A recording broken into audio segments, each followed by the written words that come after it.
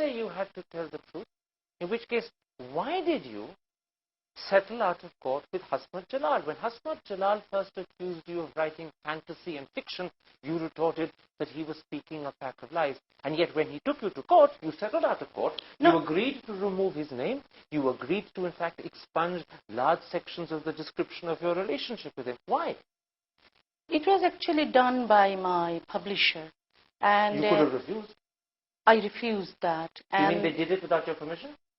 No, it was they changed the name. Already his name was known, and he filed case against me. But in addition to changing the name, large sections of description of your relationship with him was expunged. No. It says so in the Hindu newspaper, 19th of December 2003. It's false. You've never corrected it. You've never denied it. I did that in the Bengali newspaper. Why not in English? So they didn't ask me. All right. At least you changed the name. If you believe what you were doing was justifiable and that you were telling the truth, why change the name? I didn't want to change the name, but it was publisher's pressure that I had to change the name. Why did you give in to pressure? I didn't want to. But the publisher censored my book a lot. Without your permission? Without my permission. Did you consider taking the publishers to court? I did not. And I don't think that it is a compromise. Still, there are lots of books of mine which are banned by Bangladesh government. Your books may be banned, but I'm talking about the principle of revealing people's personal details, of invading their privacy. I put it to you that your critics say Taslima Nasrin only does this to titillate, to attract attention, to create controversy. No, it is not true. Let me quote to you then another sentence from your autobiography, which people say is proof that she only writes to attract attention. You say, I think a woman can maintain her chastity even after maintaining sexual relationships with 10 men. Yeah. Now, that may sound clever, it may be catchy, but it's meaningless. No, it's not meaningless. Actually, what I said that honesty. One person can be honest. One woman can be honest. There's a difference between honesty and chastity. Chastity is not a state of mind, it's a physical state. There is a word in Bengali which is shat, means honest, and shoti means chaste woman. So there is no word for man in that sense. So I related the word shat and shoti. Shat means honest. So one woman can be honest after having sexual relation with 10 men. You sound a bit like Humpty Dumpty. He said, I use words to mean what I want them to mean. You have every right to do that as an author. The problem is, it becomes very difficult to communicate and almost impossible to understand. If you keep using words in this way, you're simply playing with them. No. Actually, you don't know Bengali. If you knew Bengali, you would understand that there is the two words sound the same, like shat and shoti. Your critics say that Taslima Nasrin is her own worst enemy. I don't think so. Critics can say anything. I know what I am doing, and I'm telling the truth. I want to change the society. I want to make women conscious about their rights and freedom. I want to, I don't want any religious law. I don't want any patriarchal system. Let's then take a break at that point, and let's come back and talk about your relationship with the Indian government. Why are you being denied a right to be an Indian citizen? We'll be back in a moment's time. See you after the break. Taslima Nasrin. Ms. Nasrin, let's turn to your application to become an Indian citizen. It's almost 2 years since you applied, and even so, you haven't as yet got a decision. And in the meantime, your visa is only extended 6 months at a time. Do you think you're being treated fairly? I don't think so. Why? Because, the most of the people in this country, as far as I know, want me to be a citizen of India. I was persecuted in my country. I had to live in exile for more than 12 years. And my language is Bengali. I love to live in Bengal. I love to live in India. And it's humane to allow me to live in India. For 2 years, the government hasn't given you a decision. How much tension, how much unhappiness has that caused you? Yeah, I am unhappy, and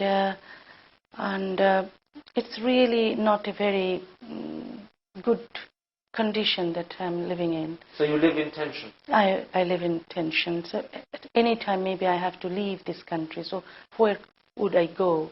So always I'm The other living thing in is, tension. they won't give you a visa for more than 6 months at a time. Businessmen can get visas for a year or more, but they only give you extensions of 6 months. Is that unfair? It's fair or unfair, I don't know, but I'm unhappy with the way I have been treated by Indian government. In March, you told PTI that the hold-up was because the West Bengal government hadn't given a letter recommending that you should be made an Indian citizen. Why is the West Bengal government dragging its feet?